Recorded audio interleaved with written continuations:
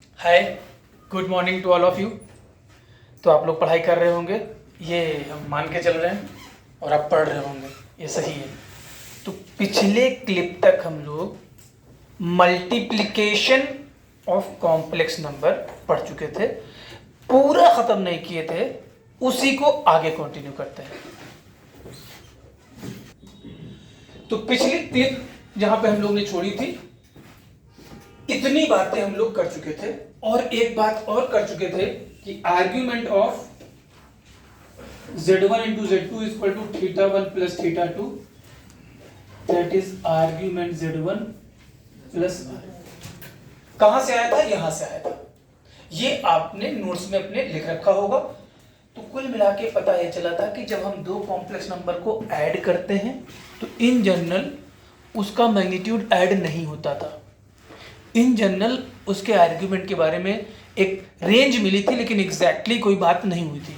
लेकिन मल्टीप्लिकेशन में magnitude multiply होता है, मतलब चाहे पहले कॉम्प्लेक्स नंबर को मल्टीप्लाई करें फिर मैग्नीट्यूड ले, या पहले मैग्नीट्यूड ले ले फिर मल्टीप्लाई करें, दोनों सेम होता है। आर्ग्यूमेंट में ये पता चला कि कॉम्प्लेक्स नंबर को मल्टीप्लाई करो फिर आर्ग्यूमेंट लो, या पहले आर्ग्यूमेंट ले लो फिर ऐड करो। ऑर्डर बदलने पर, ऑर्डर मतलब यहां पर हम लोग पहले कॉम्प्लेक्स नंबर को मल्टीप्लाई कर रहे हैं फिर आर्ग्यूमेंट ले रहे हैं, ऑर्डर बदल गया, पहले आर्ग्यूमेंट ले रहे हैं फिर तो ऐड होगा। तो मल्टीप्लिकेशन में आर्ग्यूमेंट ऐड होता है और मैग्नीट्यूड मल्टीप्लाई होता है। और यहां पे नोट करने वाली एक बात यह है कि जो रिजल्टेंट आर्ग्यूमेंट आता है इस फार्मूले से, इट मे बी क्या प्रिंसिपल आर्ग्यूमेंट और it may not be principal argument. इस फार्मूले से प्रोडक्ट का जो आर्ग्यूमेंट आएगा that may be principal argument और मे नॉट बी। तो ये नोट करके लिख लीजिए और फिर हम लोग आगे बढ़े इसके। इस पे वैसे एक दो क्वेश्चन भी पिछले क्लिप में किए थे, तो इन पे क्वेश्चन करें इसके पहले एक और प्रॉपर्टी देखना चाहते हैं। कौन सी प्रॉपर्टी? आर्गैंड प्लेन पे।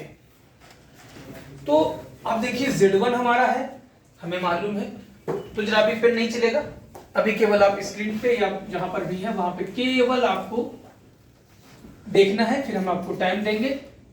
या अपना ये रियल एक्सिस है, ये इमेजिनरी एक्सिस है।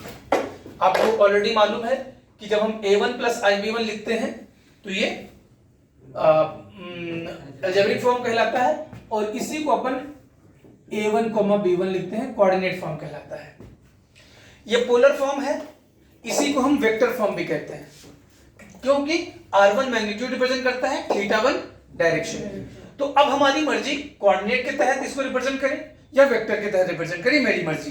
तो a1, b1 अगर ये पॉइंट मान लेते हैं कि ये पॉइंट p है और ये z1 है, तो ये डिस्टेंस OP कितनी होगी यहां लिख लेते हैं, जरूरत पड़ेगी तो इस्तेमाल करेंगे, नहीं पड़ेगी तो नहीं इस्तेमाल करेंगे।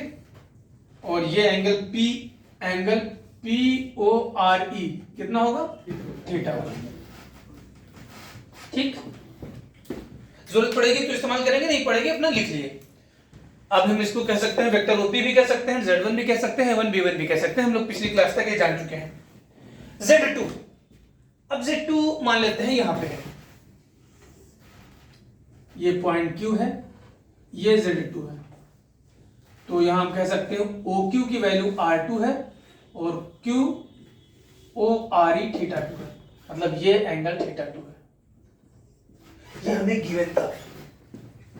अब जरा ध्यान से देखिएगा पहले बोर्ड पे कि z1 इंटू z2 जो हमने निकाला, अब अगर हम इसको यहां रिप्रेजेंट करें तो बोलो z1 इंटू z2 कितना निकल करके आया? r1 into r2। ये क्या है? उसकी magnitude, that is length origin से। और θ1 प्लस θ2 कितना है? θ1 प्लस θ2 सॉरी क्या है? Direction, that is argument. तो z1 इंटू z2 कितना एंगल बनाएगा रियल एक्सिस से? θ1 प्लस θ2, रियल एक्सिस के साथ θ1 प्लस θ2 एंगल बनाएगा। तो अब जरा अगर आप ध्यान से देखें तो ये एंगल कितना है θ2, तो और कितना एंगल चाहिए, तो और θ1, और यहां मान के चल रहे हैं ये सब पॉजिटिव एंगल है, तो पॉजिटिव एंगल में अपन लोग एंटी क्लॉकवाइज रोटेट करते हैं, और अगर नेगेटिव एंगल होता तो क्लॉकवाइज रोटेट करते हैं। तो ये θ1 अपन रोटेट मार दिए यहां से एंटी क्लॉकवाइज, क्योंकि ये मान के चल रहे हैं कि अपन लोग एंगल θ1 सब पॉजिटिव है। कुछ नहीं कहा है तो आप पॉजिटिव नेगेटिव, जब कुछ नहीं कहता तो अपन पॉजिटिव ही कंसीडर करते हैं। तो ये जो डायरेक्शन जाएगी ये किसकी डायरेक्शन होगी, θ1 प्लस θ2। अब R1 इंटू R2, अगर ये दोनों 1 से बड़े होंगे तो R1 इंटू R2 और बड़ा हो जाएगा, 2 इंटू 2 4 हो जाता है, 3 इंटू 2 6 हो जाता है, और अगर दोनों 1 से छोटे होंगे तो और छोटा हो जाता है। तो अब ये जो भी मान लो, तो माना कि यहां पर पॉइंट आया R, Z1 इंटू Z2। तो अब अगर हम आपसे कहें तो ये टोटल एंगल कितना हो जाएगा, θ1 प्लस θ2, मतलब आप कह सकते हैं कि OR एक तो हो गया R1 इंटू R2, और एंगल RO RE θ1 प्लस θ2। पहले इतना आप नोट करो, फिर अभी इससे और चीज नोट की निकाली जाती है, मतलब इससे फिर अमृत निकाला जाए। पहले इतना नोट करो, इसमें अगर कोई कंफ्यूजन हो तो बोलो, ऐसे होना तो नहीं चाहिए। तो आप सब लोग ने अब जरा ध्यान से देखिए, और बहुत ही इंपॉर्टेंट प्रॉपर्टी यहाँ से अपन लोग लेके चलेंगे जब भी हम लोग को जरूरत पड़ेगी, और इस प्रॉपर्टी पे कई बार क्वेश्चन एडवांस में आ चुके हैं और आगे भी आते रहेंगे और आगे यूज करेंगे। लेकिन अभी सब कुछ देखिए, अगर आपसे हम ये कहें कि Z1 इंटू Z2 को मल्टीप्लाई किए हैं तो क्या मिला, Z1 इंटू Z2 मिला, कोई नई चीज है, एकदम साफ साफ लिखिए कि भाई Z1 इंटू Z2 मल्टीप्लाई किए तो ये मिला, अच्छी बात है। लेकिन अब हम लोग ग्राफिकली देखना चाहते हैं, तो एक तो ये कि Z1 इंटू Z2 की लेंथ ये आ गई, वो तो अच्छी बात है, लेकिन जरा ध्यान से देखो, Z1 यहां था, Z2 यहां था, कहां पहुंच गए, रिजल्टेंट यहां पहुंच गया। ध्यान दीजिए, Z1 यहां था, Z2 यहां था। अब जैसे कॉम्प्लेक्स नंबर भी जैसे आपका अर्थमेटिक में सबसे पहले पढ़े थे कि मल्टीप्लिकेशन कम्यूटेटिव होता है, मतलब 2 इंटू 3 करो या 3 इंटू 2 करो। फिर अलजेब्रा में आपने पढ़ा x plus y into x minus y करो या x minus y into x plus y करो, कम्यूटेटिव होता है। लेकिन एक वेक्टर पढ़ चुके हैं, वेक्टर क्रॉस प्रोडक्ट कम्यूटेटिव नहीं होता है, a क्रॉस b करो या b क्रॉस a सेम नहीं होता है। खैर, कॉम्प्लेक्स नंबर भी कम्यूटेटिव होता है, मतलब Z1 इंटू Z2 करो या Z2 इंटू Z1 करो, ये प्रॉपर्टी नहीं है। तो Z1 इंटू Z2 करो या Z2 इंटू Z1 करो, सेम होता है। प्रॉपर्टी अब है कि हमारे पास Z1 था पहले से, हमने क्या किया, Z2 से मल्टीप्लाई किया, तो दो बातें बदली, एक तो मैग्नीट्यूड बदला, मैग्नीट्यूड तो R1 इंटू R2, वो उतना हमें कोई खास प्रॉपर्टी नहीं दे रहा है, लेकिन Z1 को हमने Z2 से मल्टीप्लाई किया, तो Z2 ने Z1 के साथ क्या किया, तो Z2 ने Z1 को अपने आर्ग्यूमेंट के बराबर रोटेट करा दिया। ध्यान दीजिए, Z1 यहां था, Z2 से मल्टीप्लाई होने पे कहां चला गया, यहां। तो इसको हम क्या कह सकते हैं, इसको हम ये कह सकते हैं कि Z1 के साथ कौन मल्टीप्लाई हुआ, Z2। तो Z2 ने क्या किया, तो Z2 ने Z1 को अपने आर्ग्यूमेंट के बराबर, क्योंकि यहां था, और कितना रोटेट करके यहां पहुंचेगा, θ2, क्योंकि θ1 इतना था तो ये θ2 हो जाएगा। तो अपने आर्ग्यूमेंट के बराबर रोटेट कर दिया। आप बोलोगे सर हम उल्टा कहें, तो कहो क्या उल्टा कहें, सर Z2 था तो Z2 यहां था, किससे मल्टीप्लाई किए, Z1 से। तो Z1 ने क्या किया, Z1 ने θ1 रोटेट कर दिया, मतलब मल्टीप्लिकेशन के बाद अपने आर्ग्यूमेंट के बराबर रोटेट कर दिया। तो ये बड़ी ही इंपॉर्टेंट प्रॉपर्टी है कि अगर हम दो कॉम्प्लेक्स नंबर को मल्टीप्लाई करते हैं तो एक कॉम्प्लेक्स नंबर दूसरे कॉम्प्लेक्स नंबर को अपने आर्ग्यूमेंट के बराबर रोटेट कर देता है। इसे अपन लोग इंग्लिश बोलते हैं। अब आपकी मर्जी, इसी लैंग्वेज में लिख लो। ये लैंग्वेज आप जब रिवाइज करोगे तो आपको समझने में सबसे ज्यादा मदद करेगी कि यदि दो कॉम्प्लेक्स नंबर को मल्टीप्लाई करते हैं तो एक कॉम्प्लेक्स नंबर दूसरे कॉम्प्लेक्स नंबर को अपने आर्ग्यूमेंट के बराबर रोटेट कर देता है। या आप हिंदी में लिख सकते हो, if we multiply two complex number then one of them gets rotated by argument of another complex number. तो इसमें आप पूर्णतः हिंदी में भी लिख सकते हो या इंग्लिश में लिख सकते हो, मर्जी तुम्हारी। ये स्टेटमेंट फटाफट लिखो जो समझ लिया आपने। तो मल्टीप्लिकेशन देखने के बाद, मल्टीप्लिकेशन में हमने देखा कि कॉम्प्लेक्स नंबर को मल्टीप्लाई करने पर मैग्नीट्यूड मल्टीप्लाई करता है, आर्ग्यूमेंट ऐड होता है। ज्योमेट्रिकली हमने देखा कि एक कॉम्प्लेक्स नंबर रोटेट हो जाता है दूसरे कॉम्प्लेक्स नंबर के आर्ग्यूमेंट के बराबर, ये हमने, और मैग्नीट्यूड मल्टीप्लाई होता है, आर्ग्यूमेंट ऐड होता है, चाहे वो कितने भी कॉम्प्लेक्स नंबर हो। इतनी प्रॉपर्टी लेकर के हम आगे बढ़े। अब नेक्स्ट हेडिंग पे अपन लोग पहुंच गए डिवीजन, डिवाइड कैसे होता है। तो Z2 अपॉन Z1 की अगर हम बात करें, Z2 अपॉन Z1, तो यहां पर भी हम मल्टीप्लिकेशन डिवीजन में कौन सा फॉर्म प्रेफर करेंगे? ऑब्वियसली सबसे बेस्ट यही फॉर्म होगा, क्योंकि इसमें भी हम लोग ने अलजेब्रा में डिवाइड करना सीखा था कि पहले हम लोग रेशनलाइज करते हैं, या कैसे उसको हम लोग बोले थे कॉन्जुगेट से मल्टीप्लाई डिवाइड करते हैं, इसमें भी वही करना पड़ेगा। तो न्यूमरेटर में, अच्छा, मल्टीप्लिकेशन कम्यूटेटिव होता है, डिवीजन तो होता नहीं, 2/3 और 3/2 बराबर नहीं होता, तो Z1 अपॉन Z2 और Z2 अपॉन Z1 भी बराबर इन जनरल नहीं होगा। तो R2 e to power I theta 2 upon R1 e to power I theta 1, या इसको सिंप्लीफाई करके क्या लिख सकते हैं? R2 by R1 e to power I theta 2 minus theta 1। जरा नोट करिए पहले, और फिर इनकी कुछ प्रॉपर्टीज लिखते हैं, फिर प्रोसीड करते हैं। तो Z2 अपॉन Z1 का अगर हम आपसे कहें मैग्नीट्यूड, तो मैग्नीट्यूड कितना होगा? R2 by R1, that is magnitude of Z2 upon Z1 is equal to magnitude of Z2 upon magnitude of Z1। मतलब जैसे मल्टीप्लिकेशन में मैग्नीट्यूड मल्टीप्लाई होता था, वैसे ही बड़ा आसान हुआ कि डिवीजन में मैग्नीट्यूड डिवाइड होता है।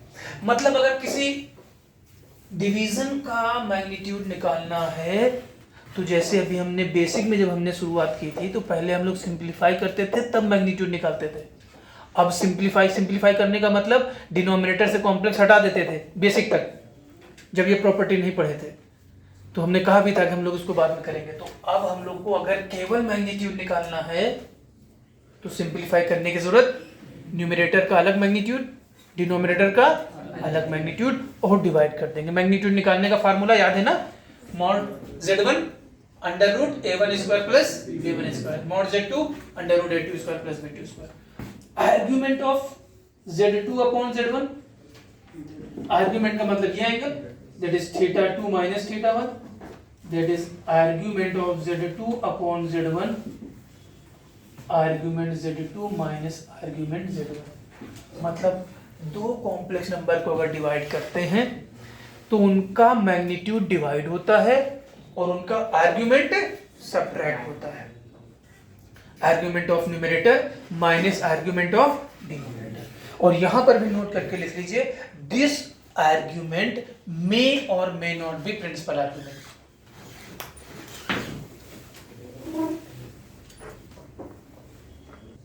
तो दो प्रॉपर्टी हमने देख ली कि अगर हम कॉम्प्लेक्स नंबर को डिवाइड करते हैं तो मैग्नीट्यूड डिवाइड हो जाता है, आर्ग्यूमेंट सब्ट्रैक्ट हो जाता है।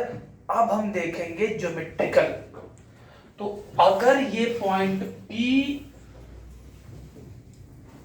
Z1 रिप्रेजेंट कर रहा है, that is ये थीटा 1, तो OP is equal to R1 और angle PORE is equal to theta 1। Let suppose ये Q that is Z2, ये एंगल थीटा 2, तो OQ is equal to R2 angle QORE that is theta 2। अब Z1 हम लोग Z2 upon Z1 देख रहे हैं। Z2 अपॉन Z1 कहाँ लाई करेगा? तो Z2 अपॉन Z1 की डायरेक्शन कितनी है? थीटा 2 माइनस, तो थीटा 2 माइनस थीटा 1, तो ये टोटल थीटा 2 है, इसमें से थीटा 1 सब्ट्रैक्ट होगा। तो अब ये डिपेंड करता है कि ये एंगल जो थीटा 2 माइनस थीटा 1 है बड़ा है या छोटा है। अगर थीटा 2 माइनस थीटा 1 बड़ा होगा तो इसके बीच में रहेगा, और नहीं तो इसके नीचे आ जाएगा।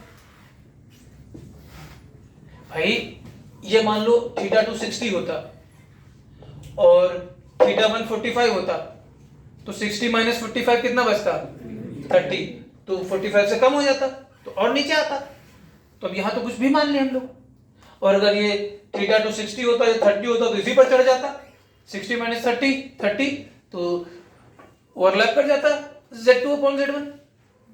तो वो थीटा 2 माइनस थीटा 1 कितना होगा? तो माना कि थीटा 2 अपॉन थीटा 1 ये होगा, है ना। वो थीटा और थीटा 1 की वैल्यू पे डिपेंड करेगा। तो यहां हमने मान लिया कि थीटा 2 माइनस थीटा 1 क्या है? वो थीटा 1 से ठीक है कम है। तो अब Z2 अपॉन Z1 कहां होगा?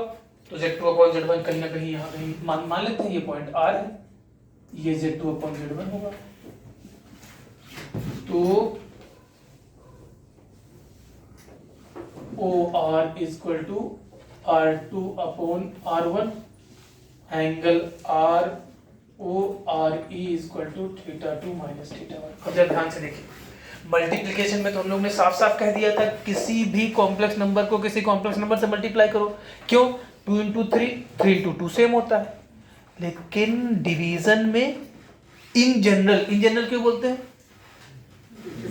अगर नंबर डिफरेंट है 2/3 3/2 सेम नहीं होगा, लेकिन 2/2 और 2/2 न्यूमरेटर वाला डिनोमिनेटर में तो सेम रहता है, इसलिए इन जनरल बोल देते हैं।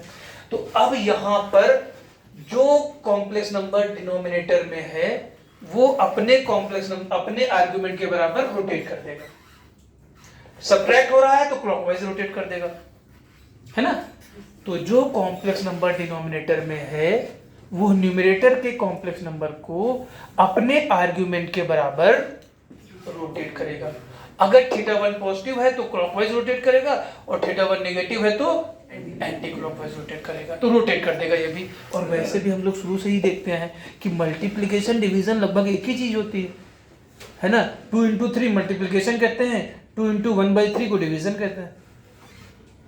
तो मल्टीप्लिकेशन में भी और डिवीजन में भी आर्गन प्लेन पे एक कॉम्प्लेक्स नंबर दूसरे कॉम्प्लेक्स नंबर को रोटेट करता है। मल्टीप्लिकेशन में किसी को किसी के साथ कह देते हैं, और डिनोमिनेटर में कहते हैं कि जो डिनोमिनेटर में है वो सब्ट्रैक्ट कराता है, तो उसी हिसाब से अपना एडजस्ट कर देते हैं। तो ये प्रॉपर्टी हम लोग लेकर के चलेंगे। तो ये लिखने की जरूरत नहीं है क्योंकि मल्टीप्लिकेशन वाली प्रॉपर्टी को हम कंटिन्यू करेंगे। तो यहां से हमने मेन दो प्रॉपर्टी लेकर के चले। पहले मैग्नीट्यूड अलग अलग डिवाइड होता है और आर्गुमेंट सब्ट्रैक्ट होता है। तो इसे नोट करने के बाद अब कुछ क्वेश्चंस करते हैं, फिर आगे बढ़ते हैं।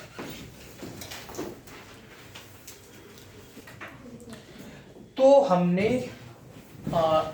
अलजेब्रा देखा, मतलब addition, subtraction, multiplication, division. Addition में हम लोग ने मैग्नीट्यूड वाइज प्रॉपर्टी देखी दो, कि अगर Z1 Z2 दो कॉम्प्लेक्स नंबर हैं तो mod of Z1 plus Z2 is less than equal to mod of Z1 plus Z2, और mod of Z1 minus Z2 is greater than equal to mod of Z1 minus. Equality तब होती है जब वो same direction में होते हैं, और अदरवाइज इक्वलिटी नहीं होती है, और इन्हें हम ट्रायंगुलर इनइक्वलिटी के तौर पे जानते हैं, है ना। तो ये प्रॉपर्टी तो नहीं, लेकिन ये प्रॉपर्टी बड़ी इंपॉर्टेंट है और इस पे क्वेश्चंस कई बार आए हैं। तो एक क्वेश्चन पहले हम आपको करने की देखिए कैसे मिलेगा क्वेश्चन। तो आपको क्वेश्चन मिलेगा कि late mod of z minus 3 minus 4i is equal to, let's suppose 7.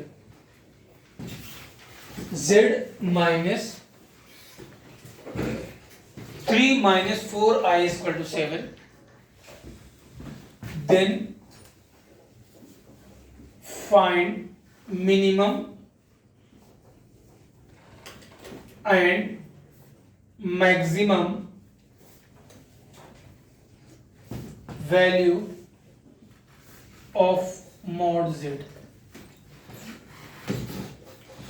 Question इस तरह से आएगा कि late mod z -3 -4i is equal to 7, then find minimum and maximum। या इसको अभी 7 की जगह पे अभी पहले इसको लेट सपोज 2 कर लूं, बाद में 7 करेंगे।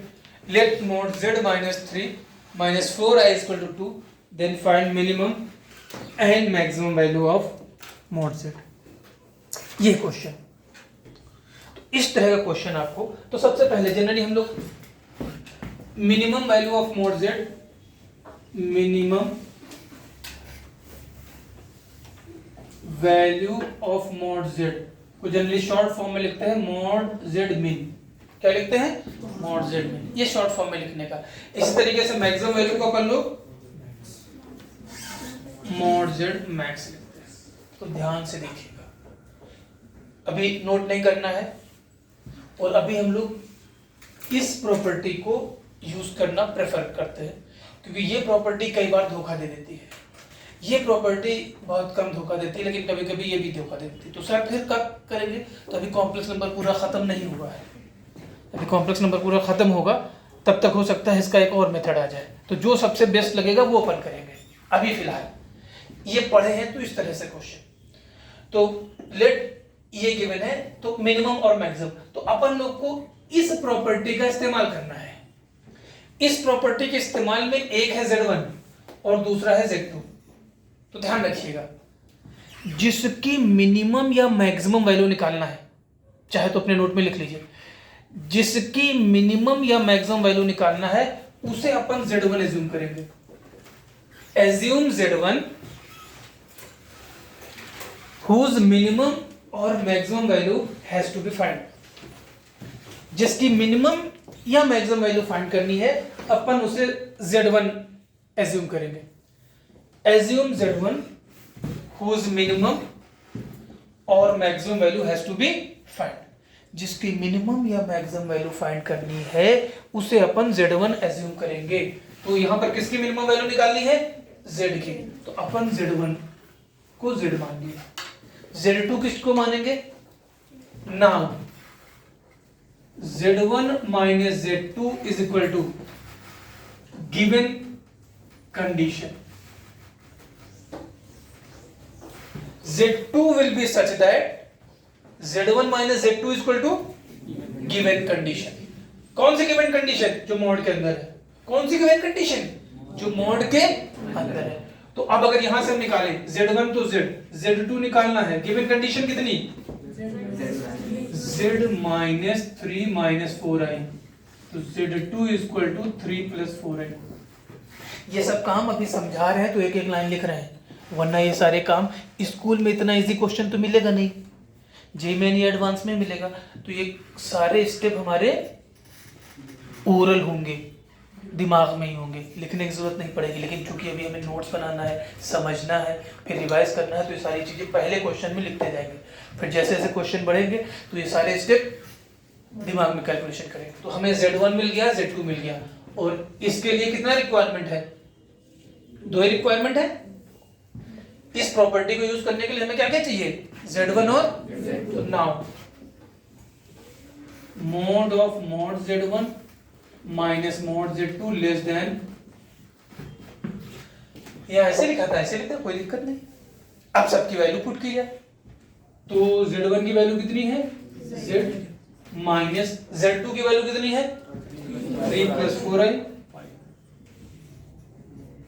mod less than equal to z minus 3 minus 4i। अब जिसकी जिसकी वैल्यू निकल रही है उसकी उसकी वैल्यू पुट करते जाएंगे। तो mod z की तो वैल्यू निकालनी ही निकालनी है। mod of a plus i b, इसे हम मैग्नीट्यूड कहते हैं। इसका फार्मूला क्या होता है? लिख रहे हैं, इसका फार्मूला होता है under root a square plus b square. ठीक है, जो पहले क्लास में उनके लिए। और तो माइनस 3 प्लस 4i, इस फार्मूले से कितना आ जाएगा?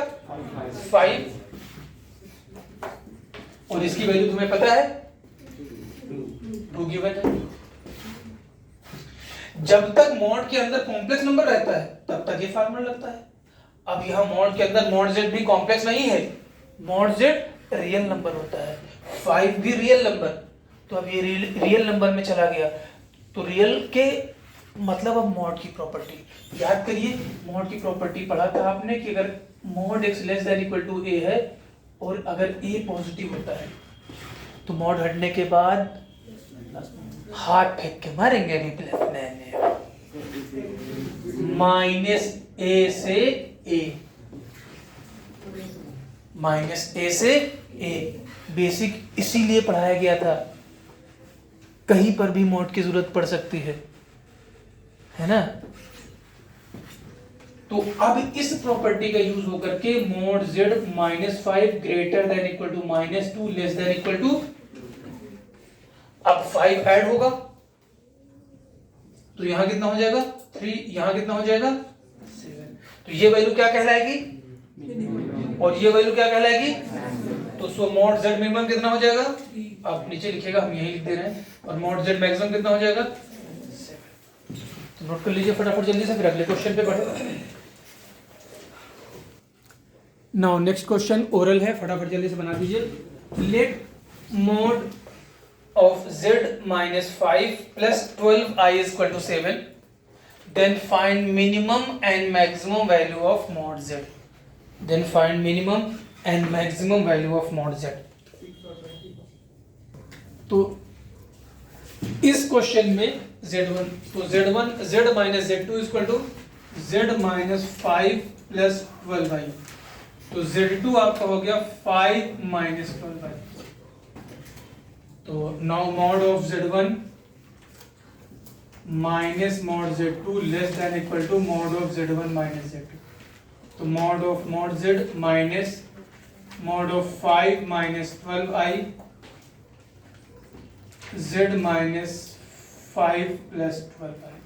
पुट द वैल्यू, तो इसकी वैल्यू तो निकालनी है, इसकी वैल्यू 13 और इसकी वैल्यू 7। मॉड हटा तो मॉड z माइनस 13 माइनस 7 से 7। नाउ क्या करेंगे 13 ऐड, तो यहां 6, यहां पर 21। तो minimum will be mod z minimum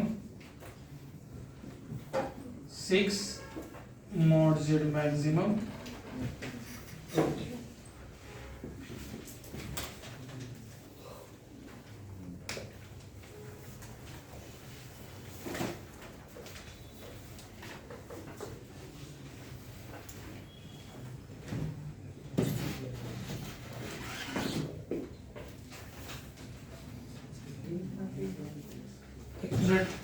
पहले क्वेश्चन लिख लेते हैं।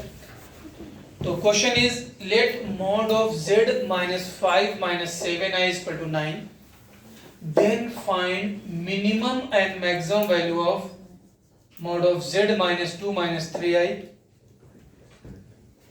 Sir 4 to 40।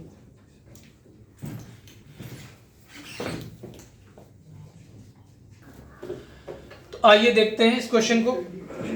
इस क्वेश्चन में थोड़ी सी आप लोग को प्रॉब्लम होगी, आइए देखते हैं। आइए तो z1 इस बार कितना एज्यूम करेंगे z माइनस 2 माइनस 3i।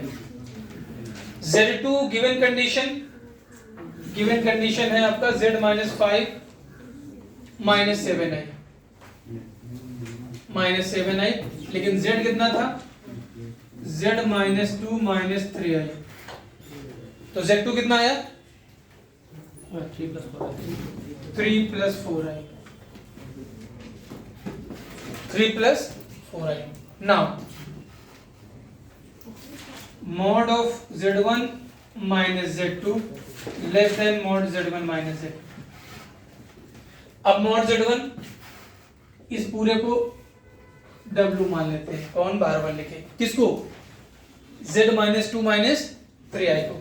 इतना लंबा कौन लिखे तो थोड़ा सा फर्क w minus mod z2 3 plus 4i less than mod z minus 5 minus 7i। Mod w इसकी वैल्यू निकालनी है, इसकी वैल्यू 5, इसकी value 9। Mod of w minus 5 greater then minus 9 less than 9। 5 add किए तो माइनस 4 मॉड w 14। तो minimum minus 4 maximum 14, ये गलत हो जाएगा। मैक्सिमम 14 होगा, मिनिमम कितना होगा, तो इस मेथड से नहीं निकाल पाएंगे। हमने कहा था ये कभी कभी ये भी धोखा देगी, देखिए यहाँ पे धोखा देगी। क्या नहीं निकाल पा रहे हैं, मिनिमम वैल्यू इस फार्मूले से नहीं निकाल पा रहे हैं। तो कब निकाल पाएंगे, आगे चलकर निकाल पाएंगे, और तब देखेंगे भी कि आखिर ऐसा क्यों हो रहा था। अभी फिलहाल इतना मान लेते हैं कि इससे नहीं निकल रहा है। फिर कैसे निकलेगा, मिनिमम 4 आएगा, कैसे आएगा ये हम आगे देखेंगे। लेकिन ये एग्जांपल, और लेकिन अगर यही 9 की जगह पे ये 3 होता तो इस क्वेश्चन में प्रॉब्लम नहीं होती। 3 के लिए कर लीजिए जरा, 9 के लिए कर लिया, 3 के लिए कर लीजिए जरा। तो 9 की जगह जैसे हमने 3 किया तो सब कुछ यहां तक सब सेम रहेगा। ये तो अब यहाँ पे ये भी प्लस वैल्यू है, ये भी प्लस वैल्यू है, मैग्नीट्यूड नेगेटिव हो नहीं सकता, तो अब यहाँ पे दोनों चीजें सही आएंगी। Mod z minus 2 minus 3i maximum is equal to 8। तो ये था मिनिमम और मैक्सिमम निकालने का एक तरीका। कॉम्प्लेक्स नंबर खत्म होने से पहले एक और तरीका देखेंगे। तो ये था मेरे एडिशन सब्ट्रैक्शन से। अब हम कुछ और क्वेश्चंस करेंगे। तो क्वेश्चन इस तरह, क्वेश्चन आपको स्कूल में 1 नंबर का मिल सकता है, जेईई मेन या एडवांस से मिलने के चांसेस नहीं के बराबर है। Let z is equal to 2 minus 3i into 3 plus 7i, then find mod z। Mod z का मतलब मैग्नीट्यूड ऑफ z। तो देखिए मैग्नीट्यूड का फार्मूला आपने पढ़ा है under root a square plus b square, लेकिन वो यूज नहीं करेंगे, पहले सिंप्लीफाई कतई नहीं करेंगे। स्कूल में 1 नंबर का मिलेगा तो सीधे mod z equal to mod of 2, क्योंकि हमने आपसे पहले ही कहा कि जेईई मेन या एडवांस में इतना टफ क्वेश्चन मिलने के चांसेस नहीं है स्कूल में। अब क्या प्रॉपर्टी होती, मोड अलग अलग हो जाता है, मल्टीप्लाई हो जाता है। तो अब इसका फार्मूला अंडर रूट 4 प्लस इसका formula 9 plus 49, under root 13 into 58, multiply कर लीजिए।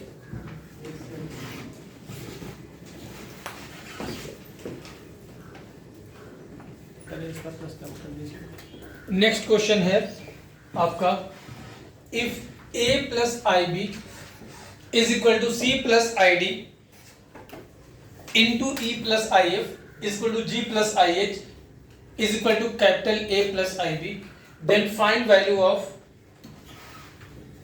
ए square plus b square into c square plus D square into E square plus F square into J square plus H square. इस तरह question in general आपको school में 2 या 4 number में मिल जाता है। तो क्या करेंगे, क्योंकि स्कूल का क्वेश्चन है इसलिए पहले लाइन लिखेंगे टेकिंग मैग्नीट्यूड बोथ साइड। तो magnitude both side a plus i b into c plus i d into e plus i f into g plus i h equal to magnitude of a plus i b. School का question है, अगर school को नहीं होता तो ये से direct orally लिख देते a square plus b square, लेकिन स्कूल का क्वेश्चन है तो बाकायदा 3 स्टेप आपका जाएगा, तब 4 नंबर क्वेश्चन में 4 नंबर मिलेंगे। c plus i D, e plus i F, g plus i H, and this will be under root a square plus b square, under root c square plus d square, under root e square plus f square, under root g square plus h square, under root a square plus b square, because of magnitude। ये किस property से है, multiplication of complex number की property से magnitude की। अब squaring both side, squaring both side it will be a square plus b square।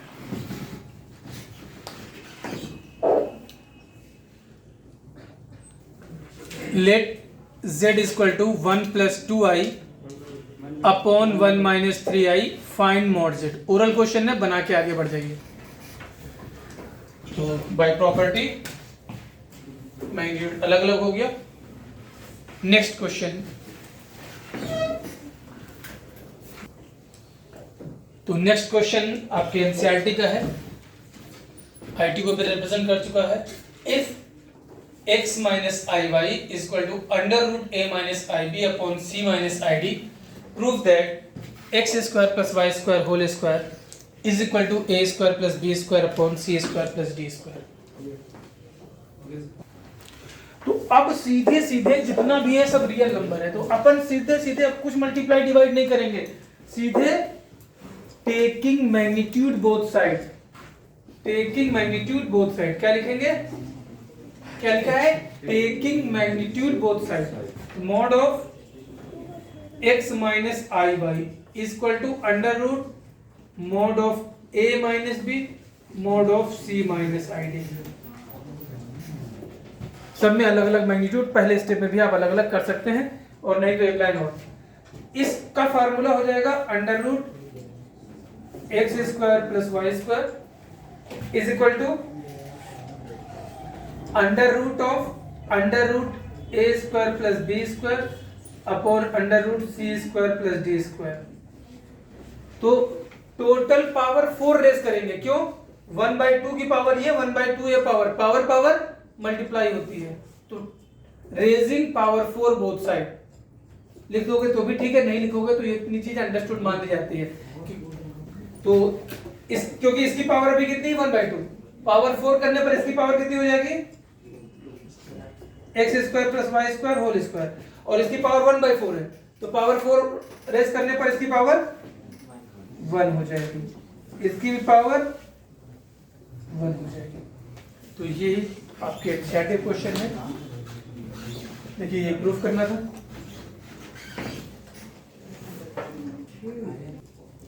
तो हम लोग ने अलजेब्रा देखने के बाद अब हम नेक्स्ट हेडिंग देंगे conjugate of a complex number, conjugate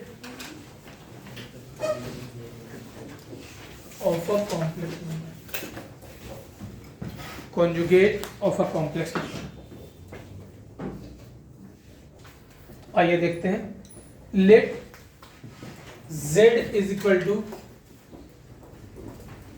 a plus i b is a given complex number, let z is equal to a plus ib is a given complex number, then its conjugate is given as z bar is equal to a minus ib.